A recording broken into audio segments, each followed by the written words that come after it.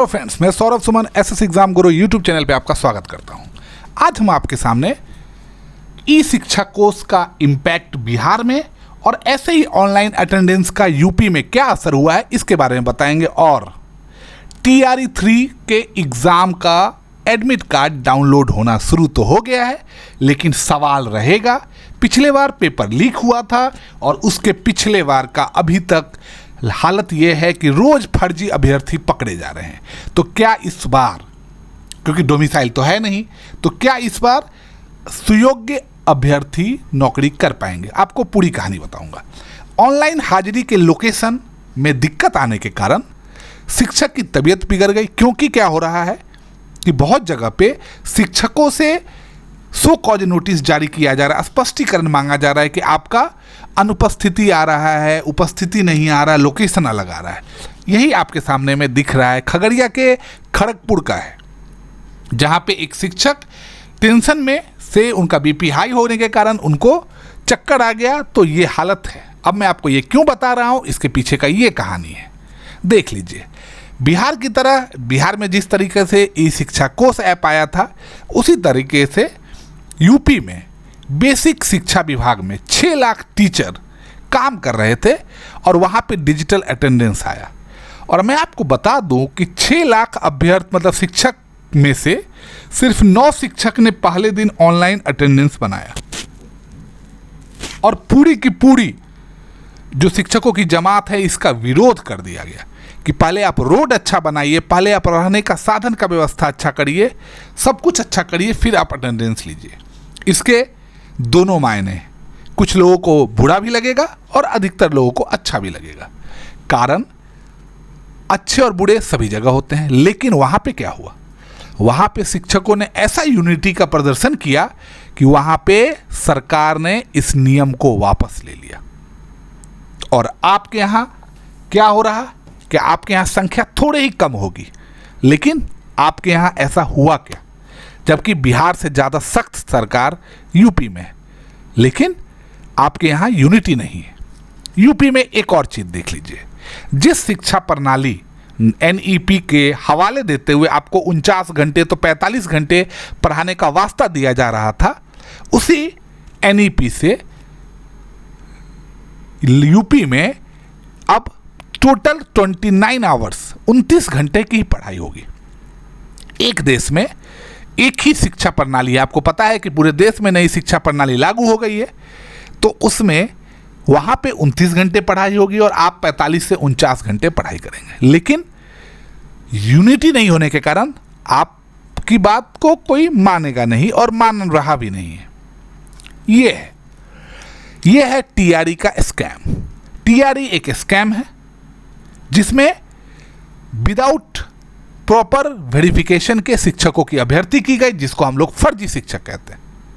लेकिन एक सवाल और भी है कि इतने बहाली किए हुए जो फर्जी बहाली है, इन शिक्षकों को तो हटा दिया जाएगा, पर ये शिक्षक किसके कारण, किस अफसर के कारण ये बहाल हुए और उनके कारण सप्लीमेंट्री रिजल्ट नहीं आया और योग्य अभ्यर्थी को मौका नहीं मिला, इसकी जांच होनी चाहिए।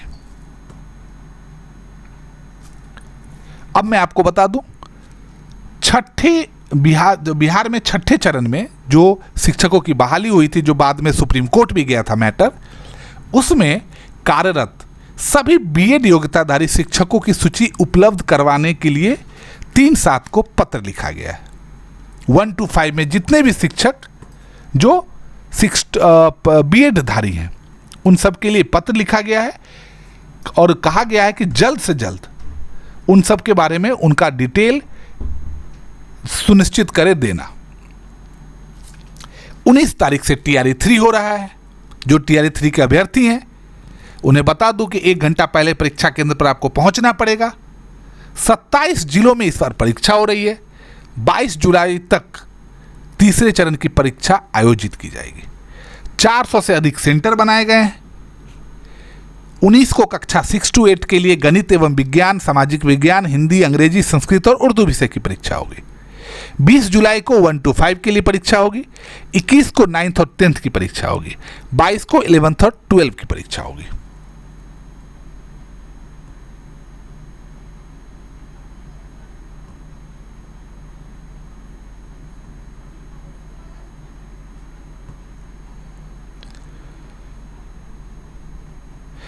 आपको मैं बता दूं कि ई शिक्षा कोष के कारण बिहार में, आपको एक और मैं दिखा देता हूं, ये है बीपीएससी के घोषणा पत्र, जिनका फोटो अच्छे से, इमेज अस्पष्ट है, अपठनीय है, उनके लिए ये घोषणा पत्र है। आप इसको डाउनलोड करके इसको वेरीफाई करके गैजेटेड ऑफिसर से आप इसको करवा सकते हैं। ये है ई शिक्षा कोष पर उपस्थिति नहीं दर्ज करने के संबंध में स्पष्टीकरण मांगा गया है। कहाँ है? तो ये मुंगेर की घटना है। तो अब बताइए कि एक जगह, एक बिहार के पड़ोसी राज्य जहां से ई शिक्षा कोर्स टाइप का ऑनलाइन अटेंडेंस खत्म कर दिया गया, वहीं पे आपके यहाँ अगर आप नहीं कर पा रहे हैं तो आप या तो चक्कर खा के गिर जाइए, या तो आपके लिए ये देख लीजिए, आपके सामने स्क्रीन पे है, सो कॉज नोटिस जारी करके आपके विद्यालय के प्रधानाध्यापक और शिक्षकों की वेतन बंद करने की अनुशंसा की जाएगी। लेकिन 5G आपके सामने स्क्रीन पे दिख रहा है, एक 5G का बैंड भी दिख रहा है कि आपको ये भी ना लगे कि ये नेट बंद करके है। और यहाँ पे देखिए कनेक्शन टाइम आउट बता रहा है, क्योंकि ये ऑनलाइन ऐप है तो इसमें गड़बड़ी आएगी। ऐसा नहीं है कि इसमें गड़बड़ी 100% कोई भी आदमी, हम बोल दे आप बोल दे, गारंटी कोई नहीं ले सकता है। लेकिन जब तक इस पे गारंटी नहीं हो तब तक सख्त नहीं हो सकते हैं आप कि नहीं, आप नहीं बना पाए, आपका टाइम इन हो गया, टाइम आउट हो गया। मैं ऐसे बहुत सारे शिक्षकों से पूछता रहता हूँ, तो वो कहते हैं कि ऐसा ऐसा दिक्कत हो रहा है। अब कुछ लोग ऐसा भी कर रहे हैं, लेकिन ये गलत है। हम आपको क्या बोल रहे हैं, आप आवाज़ उठाइए, आप अपनी समस्याओं के लिए बात करिए, लेकिन आप गलत काम करिएगा तो आपको कोई नहीं बचा पाएगा।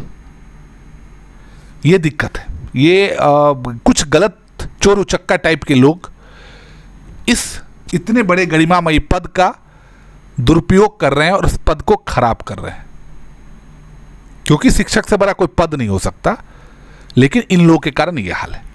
कल 11 जुलाई को जो 5 सदस्यीय कमेटी है, वो कमेटी आपके लिए, जिसमें आप बीपीएससी वाले भी शिक्षक हैं, नियोजित शिक्षक भी और नियोजित कम राज्यकर्मी शिक्षक भी हैं, उनके तबादला को लेके मीटिंग करने जा रही है। कल 11 तारीख को पहली मीटिंग होगी और उसके 15 दिन के बाद ये लोग अपनी तबादला नीति को लेके रिजल्ट देंगे। मतलब क्या आया और उसके बताएंगे। आज बिहार के शिक्षा मंत्री ने कहा है, कुछ हिंट दिया है।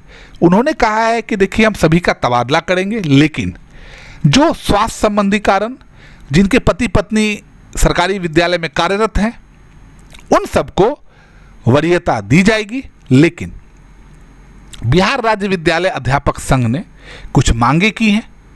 उस मांगे में प्रमुख मांग में ये है कि जिस दिन आपका रिजल्ट आया उसी दिन से आपको राज्यकर्मी का दर्जा मिलना चाहिए। और मैं पूरी कहानी आपको बताऊं, सक्षमता को हवा में उड़ा दिया गया है। मार्च महीना और आज जुलाई महीना चल रहा है, लेकिन इतने 4 महीना में जो एनपीएस सोच रहे थे, जो लाभ देख रहे थे, उन लोगों का लाभ नील बट्टा सन्नाटा हो गया है। तो अब आपकी आवाज़ कौन उठाएगा? हम आप सहायता कर सकते हैं, लेकिन आपकी आवाज़ यूपी वालों की तरह आप सोच लीजिए कि उन लोगों ने कैसे आवाज़ उठाया और उनकी आवाज़ सुनी गई। लेकिन आपने मतलब हम सब ने TRE 1, 2, 3 को भी बहुत अच्छा माना था। TRE 3 तो आपके सामने हुआ कि TRE 3 में कितना बड़ा घोटाला हुआ, जिसके कारण अभी तक पेपर लीक हुआ, डिबार नहीं किए गए। जो स्टूडेंट जेल गए, क्या वो भी एग्जाम देंगे? वो भी देंगे। ये देख लीजिए, ये वेरिफिकेशन में गड़बड़ जो आ रहे हैं, ये उनका है।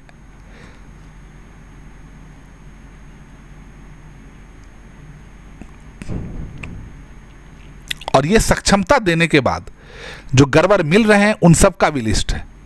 मैं पूरा लिस्ट ही डाल रहा हूं। ये हर एक तरह के फर्जीवाड़ों का लिस्ट है। सीटेट से कम मार्क्स आए, फिर भी ये लोग शिक्षक बन गए हैं। ये पूरा लिस्ट देख लीजिए। हमने कोई भी खबर ऐसा में हम नहीं चलाना चाहते। ये 183 तक का लिस्ट आपके सामने दिख गया। ये सब TRE 1 में पास किए हुए हैं। तो सोच लीजिए कि TRE 1 में कितना बड़ा घोटाला हुआ होगा। क्या कितना बड़ा स्कैम हुआ होगा, जिससे कि अभी तक फर्जी अभ्यर्थी मिल रहे हैं।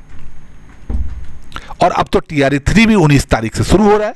और इसके कारण क्या हुआ कि योग्य अभ्यर्थी अपने घर बैठे रह गए और अयोग्य अभ्यर्थी जो गलत डोमिसाइल दे के आए, जो TRE में सीटेट मार्क्स का गलत डॉक्यूमेंट्स दे के आए, वो सब नौकरी कर रहे हैं। इसमें बिहार वाले भी हैं और बाहर वाले भी।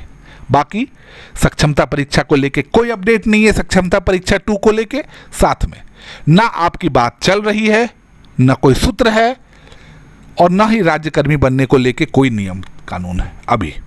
अभी सिर्फ एक मीटिंग कल होगी जिसमें कुछ बातें होगी तबादला नीति को लेके। उसके बाद ही कम से कम 15 दिन के बाद अगस्त में ही आपको लेके कुछ नियम कानून आएगा। बाकी मेरे साथ जुड़ने के लिए आपका बहुत बहुत धन्यवाद। चैनल को लाइक और सब्सक्राइब करते रहें।